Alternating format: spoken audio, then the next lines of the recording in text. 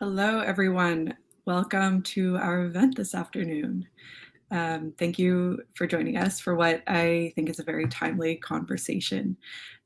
Nearly 200 world leaders just wrapped up more than 2 weeks of climate negotiations in Glasgow over the weekend, and there's been a lot of debate about the document that those talks produced. There will continue to be a lot of debate over that, but the general consensus coming out of this conference, COP26, is that we need to do much more than we are currently doing to keep global warming below that critical level of 1.5 degrees Celsius. During COP26, Canada joined other governments and institutions in a series of commitments meant to reach that goal.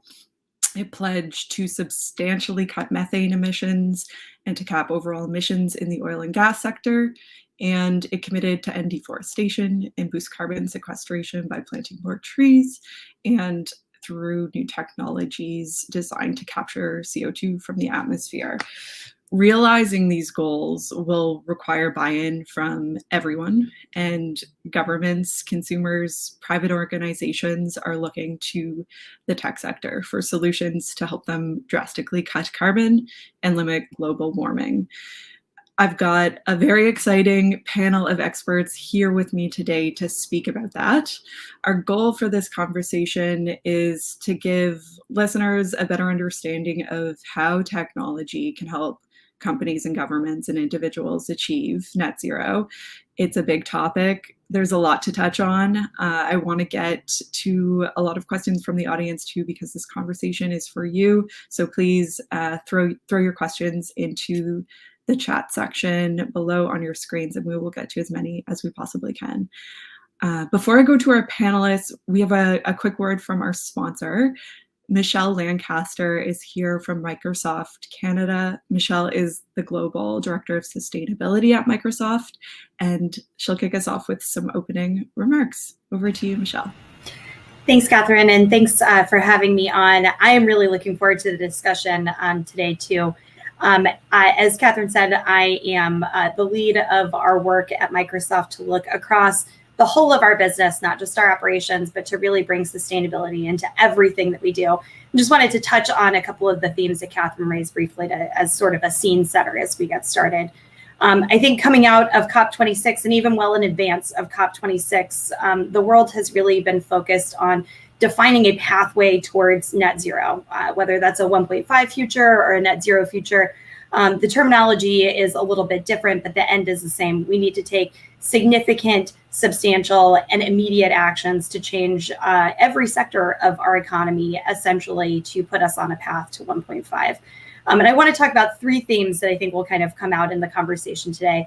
The first is ambition. It is very clear that the world knows what our ambition should be. That is why you saw about 50,000 young people standing up outside of the Scottish Events Centre in Glasgow talking about how the level of ambition in the conference documents was higher than I think some expected, but not sufficient. And I think ambition is a really important grounding principle as organizations get started on this, and particularly in the role of the tech sector, because the ambition is one thing that we don't need technology or more science to tell us. The science is quite clear. The ambition needs to be to establish pathways to get us to a 1.5 degree future no later than 2030, and certainly to make sure that we're there by 2050. So that ambition is dictated by climate science.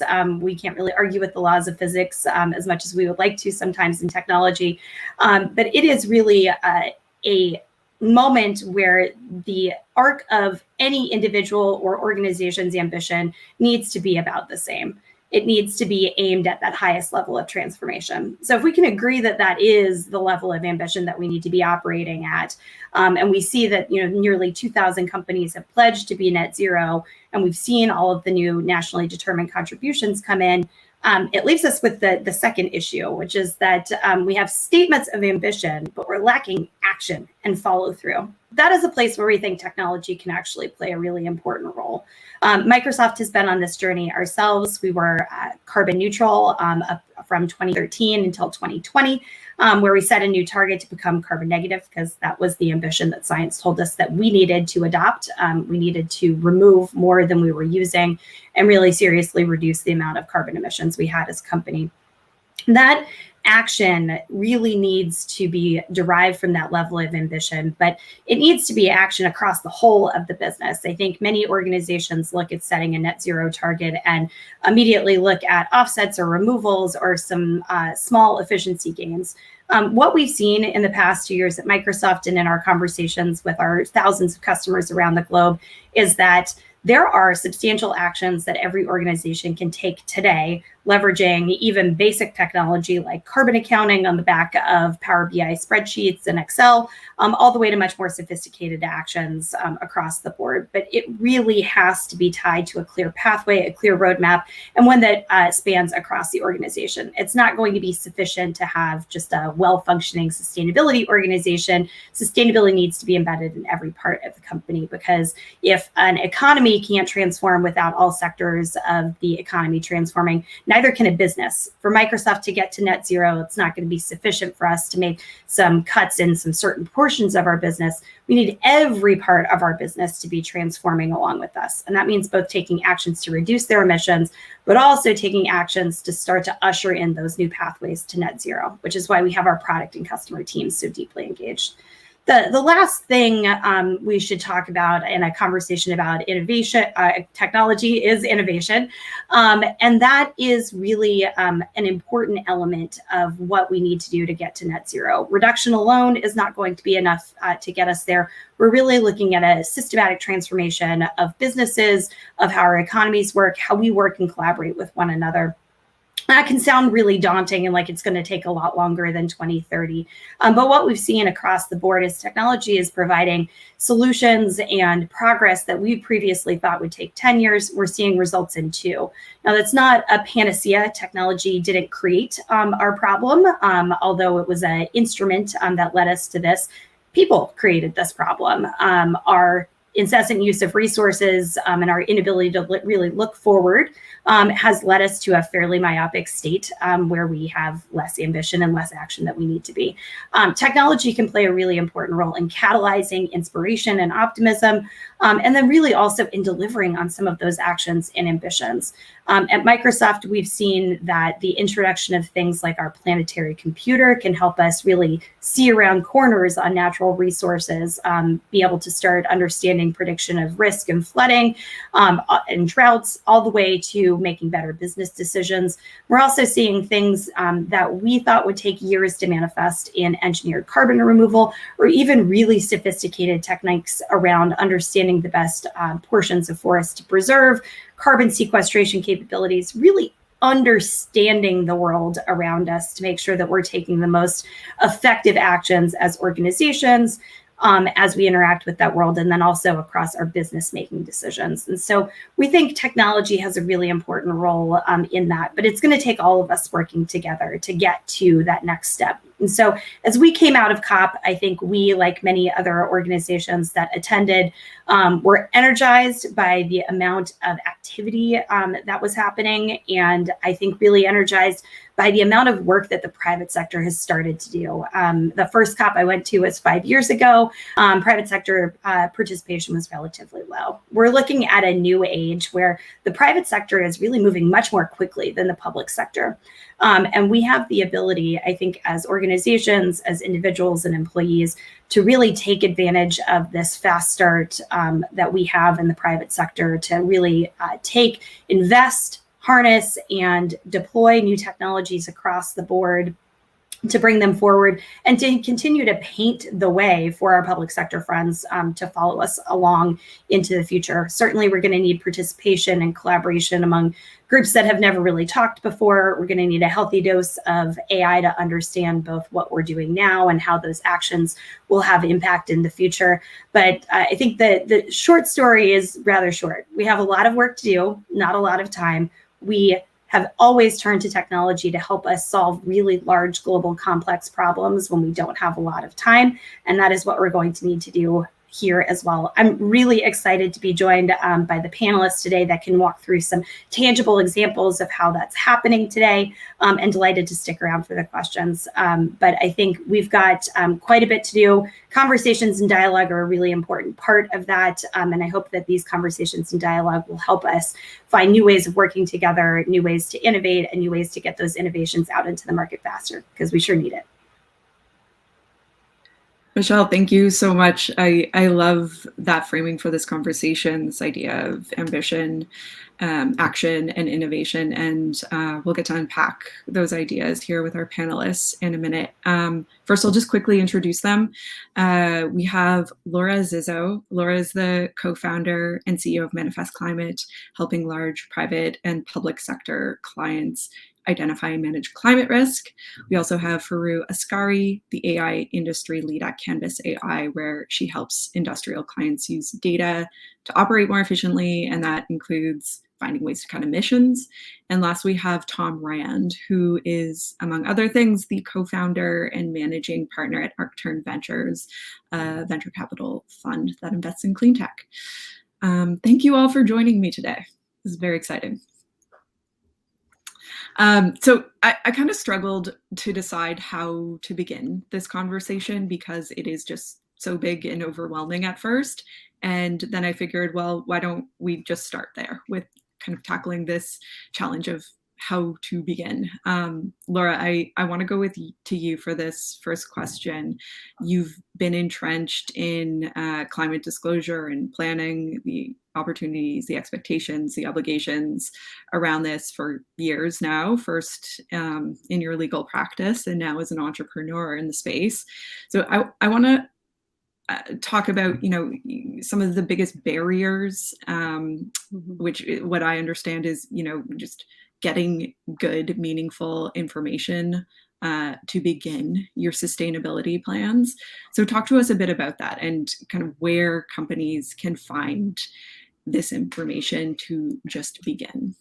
Yes. Yeah. Great question. Thank you. And I want to kind of echo Michelle's I believe you are comments. muted, Laura. Oh, I'm not on mute. Can you hear me? Still muted. Oh, Rand can hear. Tom, you can hear me. Okay, so I'll just go unless someone tells me not to. Yeah, great question. And I want to echo what Michelle was saying around we're in the middle of this transformation. So there's a lot of complexity in the system. There's a lot of chaos. And we've certainly heard over the years that people are saying, where do we begin? How do we think about this? We know this is big. Is it too big for me? Do I need to kind of change where I'm thinking about? And Michelle said her first COP was 5 years ago. My first COP was when I was a youth delegate in 2007. And the same things were happening my whole life. COP26 means 26 years since we had the UNFCCC Framework Convention where we said we need to actively change to avoid climate catastrophe. So what have we learned in those 26 years? We've learned that the way we've been doing it so far has not worked and we need to change. But we are in the middle of this transformation. How do we get this information? Well, you look at best practices. You surface information. You think about big macro trends. And I've been a lawyer, consultant, innovator in the space for over 20 years now. And I think, you know what? People just need more information at their fingertips, but they need it curated. They need help understanding what they should be paying attention to. So that's what we've done at Manifest Climate, trying to curate that information, surface best practices to get more innovation out there. There is, Catherine, you've been writing some great things. There is great media articles on this, but people need to understand what that means for them. So by understanding what your sector peers are doing, how you can think through the way that you disclose from a financial services perspective, there is a lot of innovation out there, not just about tracking your greenhouse gas emissions, but how to transform. So what Michelle was saying is absolutely true. How to make sure every decision we make within each organization has a climate lens applied to it. How does this very decision I'm making today move us towards net zero and towards a more resilient economy? Great. Yeah. I want to talk a little bit more about some of that, but in terms of, the technology and options available to help companies implement their sustainability plans right now. Forogh, maybe you can talk about, how companies can begin to think about that and, different approaches that you see firms consider for mitigating their emissions. Sure. Thanks, Catherine. I think there's a couple of different options, and thank you, Laura, for outlining the need for really, that curated messaging for the folks in the industry. What we're seeing is there's 3 different approaches that organizations can take when it comes to getting to that path of net zero. And the first one is, new technology altogether. So this is, new technology that can really help you reduce your greenhouse gas emissions 100%. And that is great. New technology is great, but what we're seeing is that that takes a lot of resources, it takes a lot of time, and obviously it's very expensive. The next section is really looking at alternative energy sources. So here, what's estimated is that it can actually help you reduce greenhouse gas emissions by 30 to 40%. And these are, different technologies such as carbon capture technologies that you can utilize. So that's really the second component. And the third one is really optimizing what you already have and optimizing your current investments.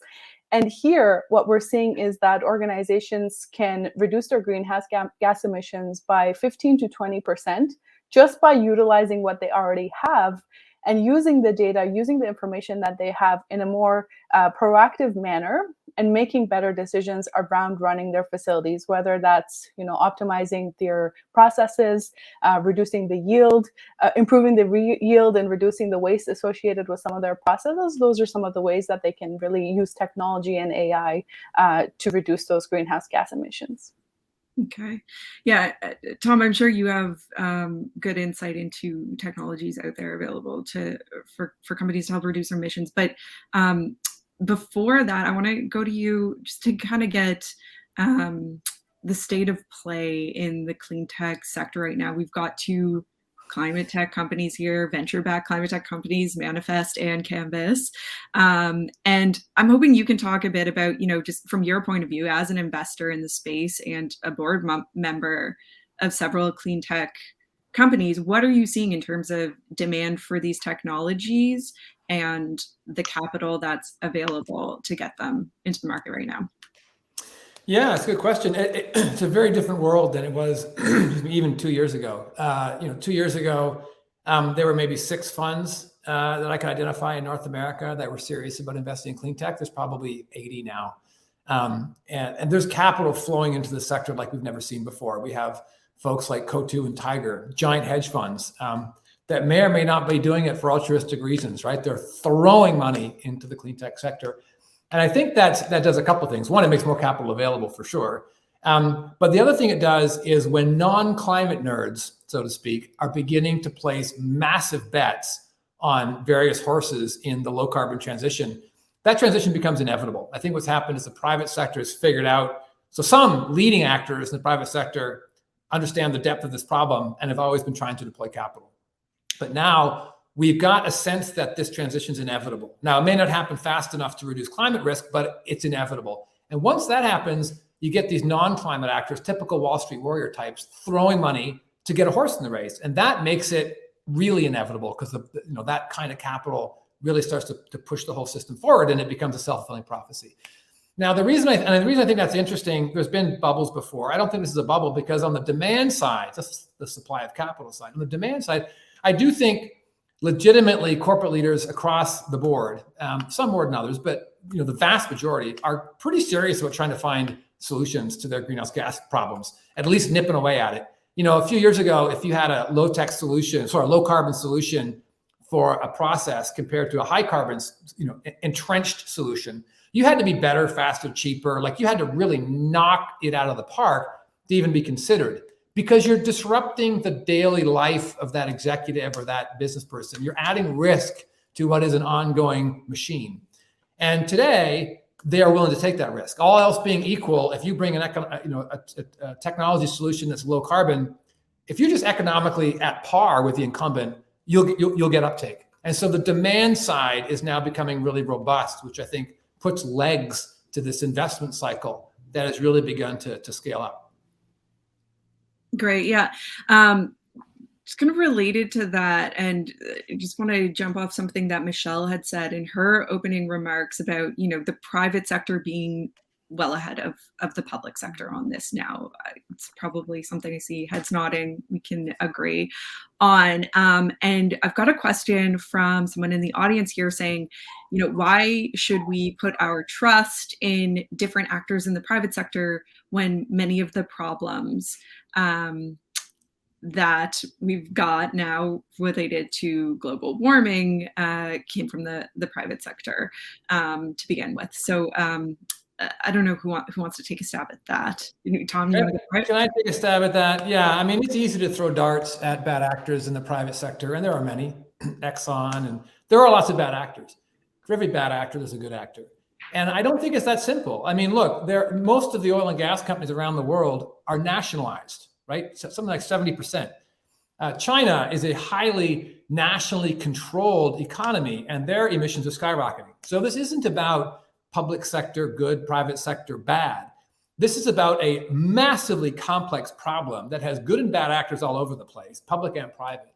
And the challenge is simply that energy is useful, fossil fuels are useful, and they're deeply embedded in every pocket of our economy. And so as Michelle pointed out at the beginning, it's an all hands on deck moment to get off that. So it's not a matter of trusting the private sector and not trusting the public sector or vice versa. Good actors and bad actors exist in both spheres. And it's a matter of finding the good actors and supporting them. Yeah. Can I add to that?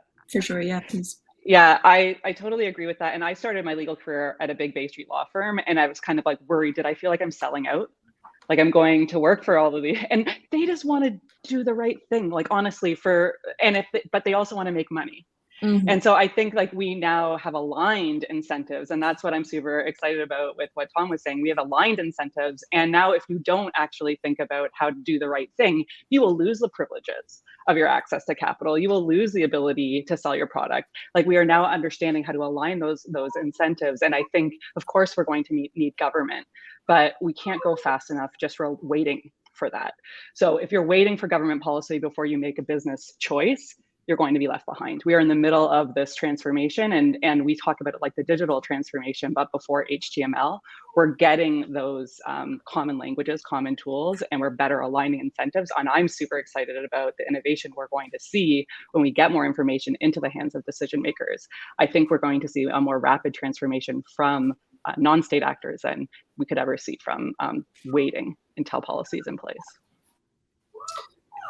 Just keeping with this dynamic between the public and private sector for a minute here. So I just got back from COP, and as mentioned, the federal government announced a string of commitments that'll place restrictions on heavy emitting industries, including capping emissions in the oil and gas sector. And I'm wondering, whether or not the private sector is leading on this. When we have these targets, ambitions, regulations from the public sector coming in and setting these guardrails for the private sector, is that something that's useful? Is that something that is welcome by private companies? Forogh, can you speak to that a little bit, and also what maybe speak to as well, like what opportunities these might present for clean tech innovation companies? Definitely, and I'm glad there's a focus, as we all know, on specifically in the oil and gas industry as well. But one of the advantages, especially when it comes to data and using technology out there, is that really within the oil and gas industries, they have an abundance of data, right? Whether that's from initial investments that came early on, and really the maturity of the industry itself, they have that abundance of data. So they're actually really able to utilize AI technologies and other technologies to help make better decisions and run their facilities much more efficiently, which in turn is actually helping them, reduce their carbon emissions. So really, within these industries, AI has and can help monitor, the level of emissions and optimize their operations, so that their emissions can be kept as low as possible, and really reduce the amount of energy that it takes, for example, to produce a barrel of oil. And we have many examples of these where our customers and our folks are using the data to help make better decisions, to really run their plants and processes much more efficiently, and thus reducing their emissions. Anyone else want to weigh in on Yeah, that? maybe I'll just add to that. I mean, I'm happy to defend the private sector against attacks as to whether or not they're good or bad actors. But let's actually be clear, right? For many years, the incumbents have worked very hard to stymie progress on establishing exactly those guardrails, right? Under the Harper government, there was pell-mell expansion of the tar sands in Alberta for the very reason that once it's spun up, it's very hard to turn off. And so I think we do need to acknowledge that incumbents have a vested interest. They want to keep doing what they're doing. They're making a ton of money doing it. So why would they stop? And so I think we do need to sort of be a little wary about, what I would call policy capture, where we see incumbents who take up an enormous slice of the energy pie today, who by definition probably can't take up an enormous slice of the energy pie tomorrow, unless they're a completely different kind of company. But they have a very large voice today. They employ a lot of people today. And compared to the thin slices today, they're going to get big tomorrow, right? And that's the challenge that we have, is we're ultimately trying to empower the voices of those parts of the economy that today are small, but tomorrow will be large. And that's difficult to do because the bullhorn is owned by the incumbents. And so I just think we do need to kind of be aware of that. And again, I'm willing to defend the good actors. There's lots of incumbents trying to make a change and all kind of stuff. But let's be honest, right? Their job is to continue to take stuff out of the ground and sell it. And one of the things we learned at COP that we're beginning to talk about is we can have all the targets we want. Unless you are prepared to talk about leaving it in the ground, we're probably not going to get there. Yeah. We're getting some questions here about kind of how to measure progress, how to set targets by what definitions. And so, that is a huge point of debate in this conversation, is just how to classify green assets and operations. It seems as though ESG or sustainability can be kind of whatever you say it is at this stage. And I think we can assume that that'll change. And we'll have, clear definitions around what is green. How should companies be thinking about that when they're devising sustainability plans or when they're creating technology in this category? Laura or Tom, I'm interested in hearing from both of you. Maybe Laura, do you want to start on that? Sure, absolutely. We are obviously, we are very excited about the Task Force on Climate-Related Financial Disclosures framework. And this one, when people look at it, they assume that it is a framework to help you count your emissions and say how they're going down. But that is just one.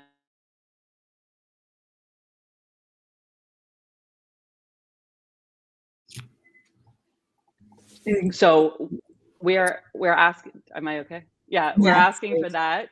And we're asking for that sort of transparency into the capital markets. But what it means is we don't actually have standardized rules yet about what is good and bad. We're asking for companies to do that themselves. Think about what the world looks like in a 2-degree world or less, hopefully 1.5-degree world.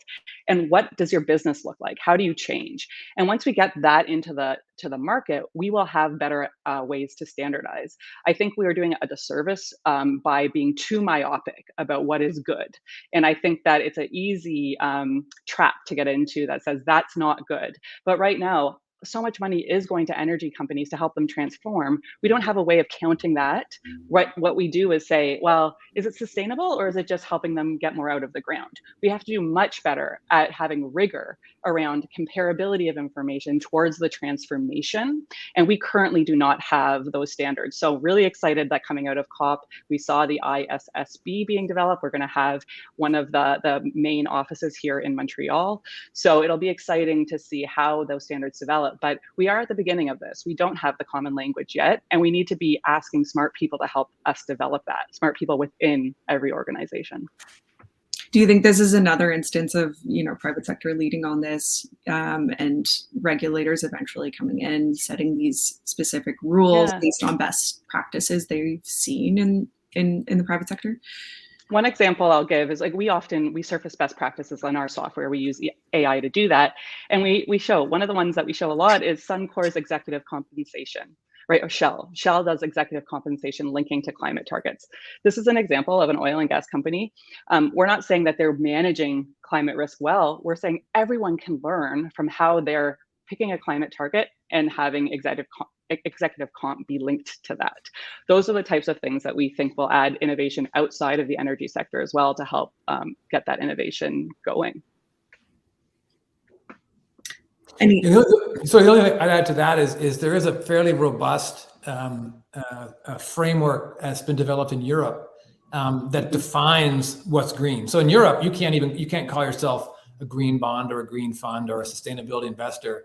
And so the upside is you have a very well-defined framework as to what's green and what's not. It goes right down your supply chain and so on. So on the one hand, you do have something robust in terms of a common language and the avoidance of greenwashing. On the other hand, you do have, for what would be a smaller investor, a smaller company, a very rigorous set of reporting to do. And so it's going to be a balance between defining a framework that's rigorous enough to avoid all greenwashing, yet not tying the hands of smaller actors who don't have 15 staff capable to be dedicated to ultimately what is a very complex reporting requirement.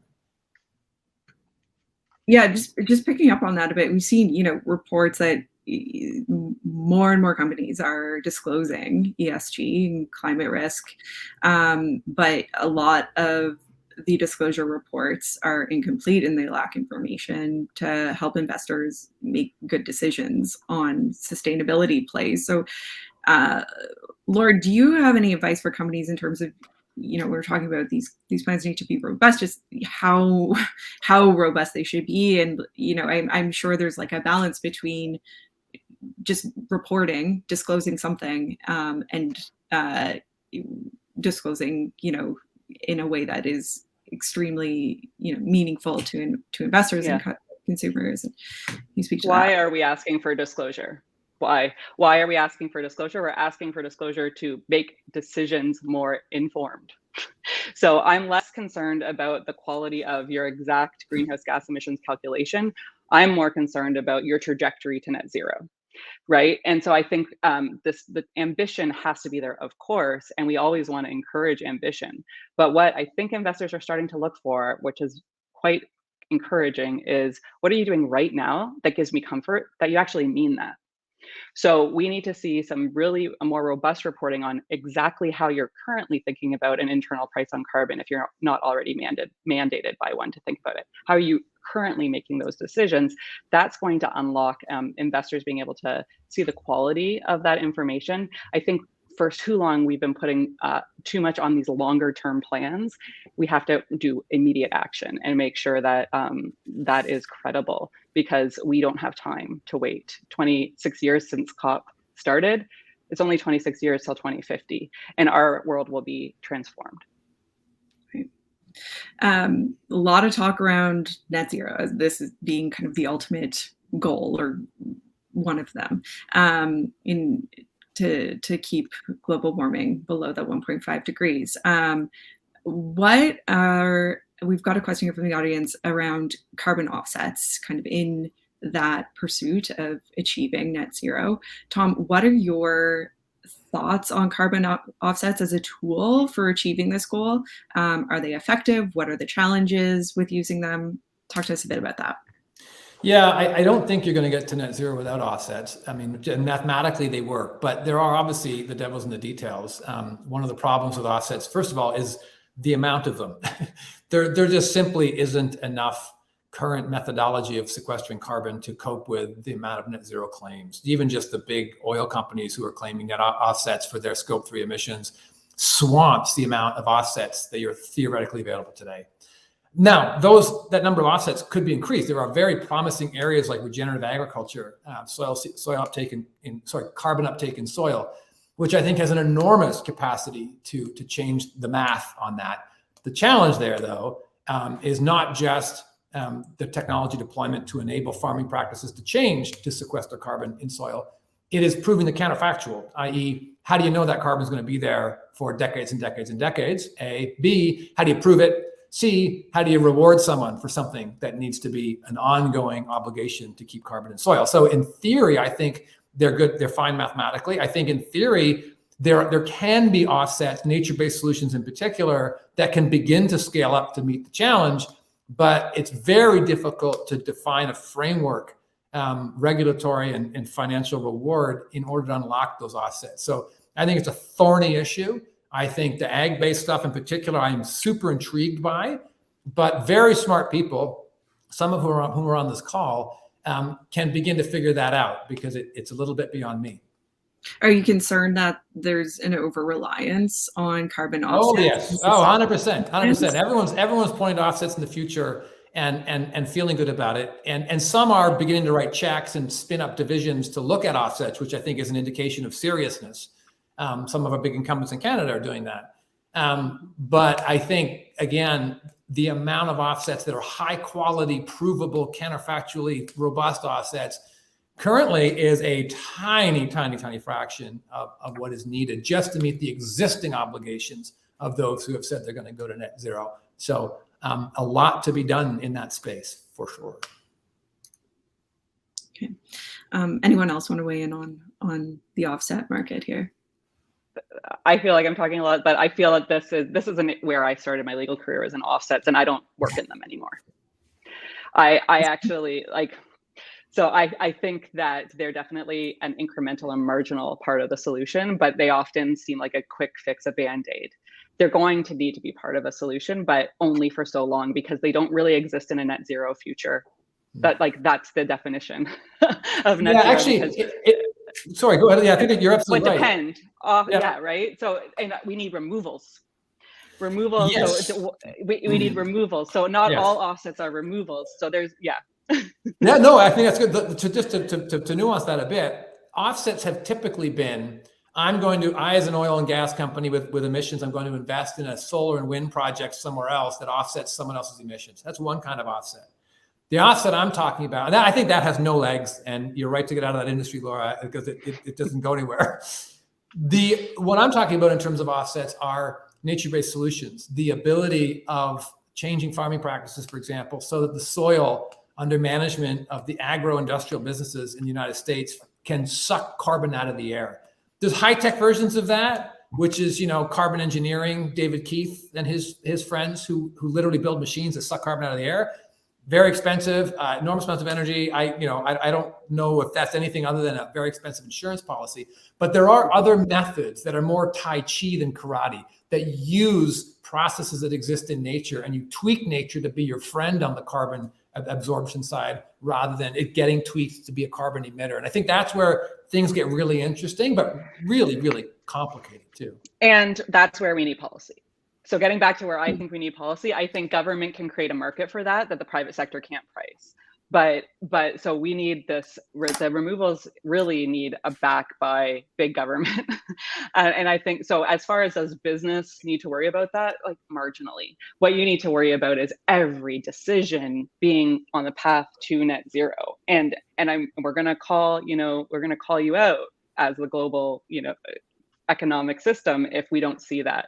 So the time for that is now, and it's needing to be more credible than just offsets. Great. Yeah, in terms of, making sure that everything that organizations, governments are doing to reach net zero, I'm wondering, we've seen tons and tons of announcements come out with companies setting targets, and I'm wondering if there is utility in everyone setting these targets right now, or if, you do risk losing some credibility if you set these targets before you really have a robust plan in place to be able to follow through on meeting them. Laura, go to you again for that. We need ambition. The science says we need to get to a certain way. So yes, do ambition, but quickly followed up with action. And what is, again, and sound like a broken record, but you need to put that ambition to work with a decision right now. And it's going to not be good enough. And we know that, but it has to be that first step in the right. But I do think, and this is controversial, Tom, I'd love your thoughts on this. I think we've been spending too much time talking about targets. And it's like the definition of insanity to keep doing things that didn't work. Like we're talking about targets and our emissions keep going up. I think we need to change the conversation. Yeah, I think we're at a point in human history now. I think ambition targets, targets at least get people talking about what needs to be done. We begin to figure out how hard it is, and it can be useful. But I think we're at a point in human history now where it's not a question of what the targets should be. I think the question we should be asking is, how fast can we drop emissions, keep the economy alive, and keep people fed? We should be limited in what we do only by what is practical from a keep democracies and economies functioning perspective. A World War II type response. In World War II, the United States saw an enemy and they revamped their entire economy inside of 2 or 3 years, and they built a war machine because they wanted to, they needed to, they decided to. That's the kind of response we need. And having a target doesn't give you that kind of urgency, because you just move the target later and it's like, oh, we missed the target. We need to see this as a life or death moment where we are condemning our grandkids to a life that is Mad Max, where civil infrastructure breaks down. And we need to talk about it in those kind of moral terms. And once we do, then we begin to ask the question, how fast can we reduce emissions? Not where would we like to set our target? And so we're limited by our practical ability to move. We're not limited by the ambition that we can stay. And if I could add to that, what it comes down to is the individuals that are working in these facilities, right? Whether it's an oil and gas industry, whether it's a food plant, whether it's, a farmer in his or her farm, right? You need to be able to enable every single individual that's working within these facilities to make better decisions, to run, whatever plant they're working on, to run it much more efficiently, and to be able to achieve a small fraction of an improvement within their facility, right? And that really comes down to having the tools that are best suited to those folks, right? I think it was Laura again mentioned at the beginning, right? You need curated information for those specific individuals. So, when I work with engineers, for example, we need to make sure that they have the right tools that can help them, run their plants more efficiently, use the data that they already have to, again, have an impact on their organization. And all of these working together, can ideally help organizations and help everybody achieve these goals and ambitious targets that are being set. Yeah, Forogh, I think that's actually a really important point, right? And I think that's why AI is interesting. It's your field, because what you're ultimately doing is saying the tools I'm providing enable individuals within organizations at every level to be able to be a part of the solution. And people want to be part of the solution. Like most of the private sector are decent people just doing their jobs, limited in their ambition for carbon reduction only by the tools that they have, not necessarily by how much they're empowered from the folks upstairs. Folks upstairs are now empowering them. Net zero ambition is pretty empowering, but you need people on the ground to be able to keep the factory going while hitting those ambitions. And I think that's exactly where things like AI get really interesting, because the early steps, and you had some numbers, Forogh, at the beginning of this discussion about the kinds of percentages that we can hit just by making things more efficient without even starting to take big slices of the pie in terms of machine replacement and all the rest of it. Maybe can you talk a little bit more about what you think those numbers are that we can hit in terms of efficiency, and maybe give us an example, because that's a pretty practical thing. Sure. I mean, I have a couple of examples I can share. I mentioned, in terms of optimization, so I broke it down into those 3 different categories of new technology, alternative energy sources, and then optimization. On the optimization, you can reduce up to 20% of your greenhouse gas emissions just by optimizing your existing infrastructure, right? So here there's really minimal capital investments required.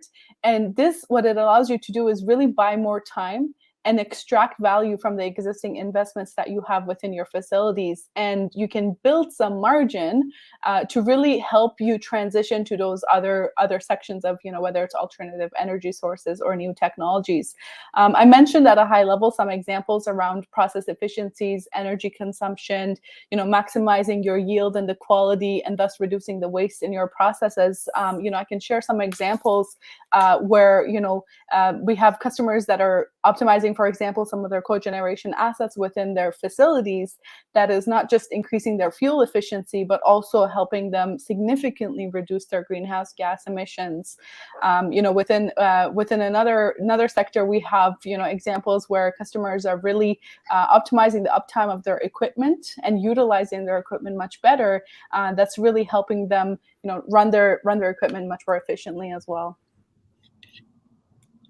That's great. Yeah, and I want to talk a little bit more about these opportunities associated. I think we think of this conversation of improving sustainability often in terms of what it'll cost companies, but you're laying out these opportunities for maximizing yields, for creating efficiencies that is objectively good for business, I would say. So can you talk a little bit more about what other opportunities you see for companies that are putting in place these robust plans to reduce their emissions?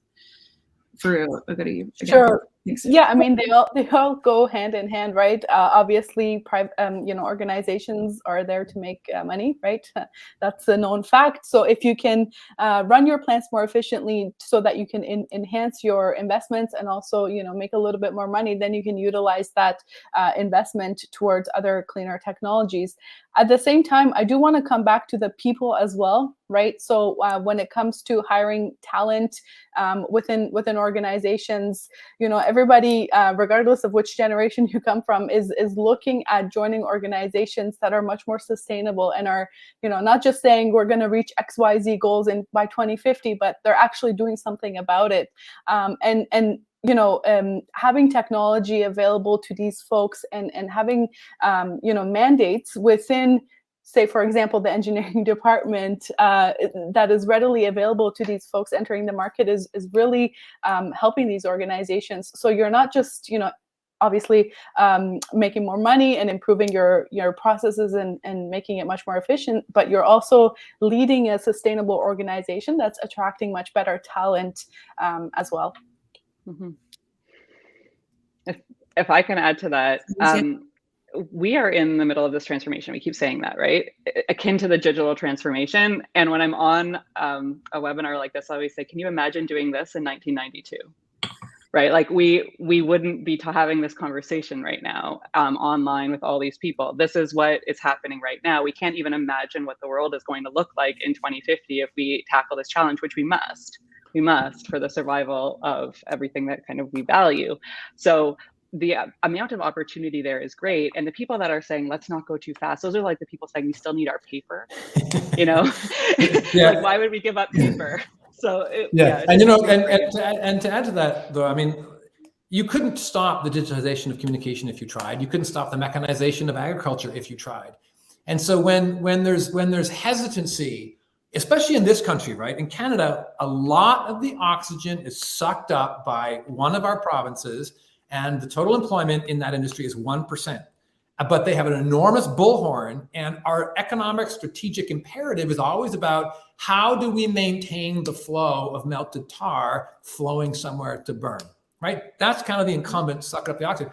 The challenge is, just as you couldn't stop those technologies, you can't stop the clean tech revolution now, right? Technology cost curves do one thing, they go down over time. Technology performance curves do one thing over time, they go up. Solar, storage, the distributed solid state energy system that is coming to Canada's shores, EVs and all the rest of it, power electronics and so on. That's coming to our shores whether we care about it or not.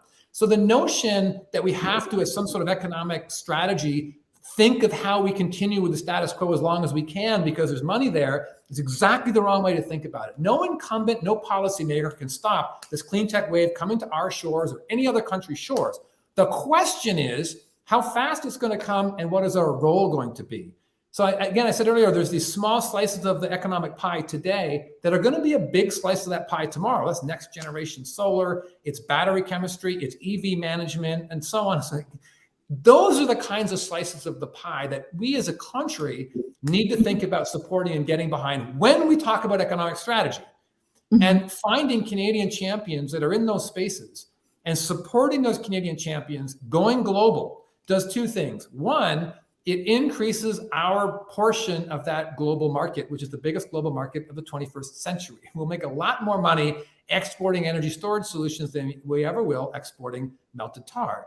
And two, it ties our economic self-interest with our environmental aspirations, that now we're affecting the other 98% of emissions, right? We're lowering the cost of compliance in India of getting off coal. So I think it is important when we think about technology and its role to play. It doesn't just empower people to be more efficient, and efficiency is always the unsung hero of the story, right? There is this notion that technology changes everything.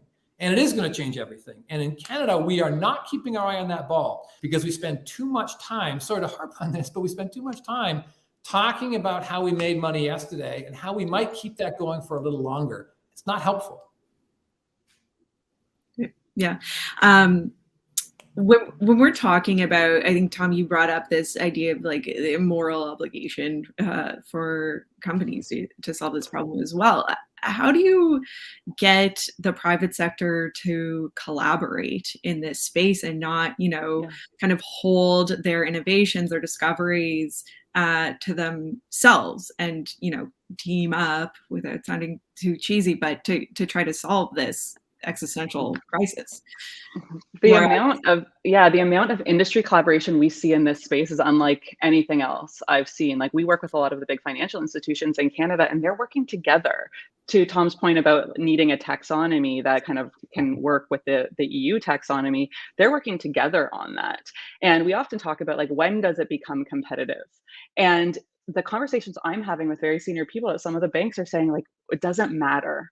Right? This competitive, we need to be pushing each other because they now get it. So we see examples of various sectors. There's this like peer push, but also competitiveness. And yes, there are some kind of thorny legal issues. And when we get anti-competitive behavior, if it's only a select few that get to be part of this, but industry collaboration, the amount of industry coalitions we saw even getting launched at COP, it's like nothing we've seen before in the climate space. And I think we're going to push each other forward faster. Net Zero Asset Owners Alliance, the amount of collaboration among and within various sectors. And what I'm very excited about is with climate, because it's all process-based. So the TCFD recommendations, they're the same, no matter what sector you're at. They're asking, how are you identifying climate-related risk and opportunity? How are you integrating that? We can accelerate action by showing cross-sectoral learnings, because it's all about the same macro trends, getting to net zero and dealing with increased climate craziness. We can have this collaboration within sectors and across sectors. And I think climate is really opening a bit of a logjam around, holding things too close to our chests. And we're getting it out there to help accelerate action. Great. We're coming to an end of the conversation here. Is there anything else anyone else wanted to add? Any final thoughts on this giant topic before we wrap up? Maybe I'll just say one thing. Like there are sectors that are very, very difficult to decarbon. And so, while I've thrown some darts at incumbents and that kind of thing, there are sectors that are almost like cement and steel, for example, very, very difficult to decarbon. So when we think about, the pie of emissions that we have left as we move towards net zero, there are some industries that I think just simply don't have technological tools available to them because CO2 is so endemic to the actual process. And they are fundamentally important industries like cement, for example. And in those kinds of cases, I think things like carbon sequestration comes into play and so on. But I think when we think about the economy as a whole, we tend to want to think about emissions as a whole coming down over time. And as we begin to do that, we will see some sectors and some regions having a much harder time than others. Alberta will have a harder time, and we should have some sympathy for that, right?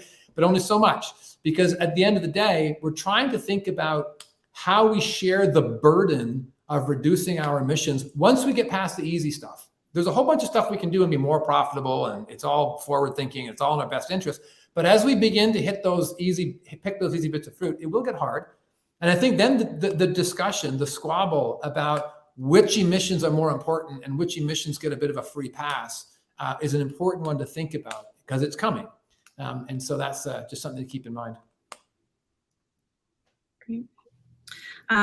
Well, I think we'll wrap it there then. I thank you guys all so much to our speakers, Laura Zizzo, Tom Rand, and Forogh Askari.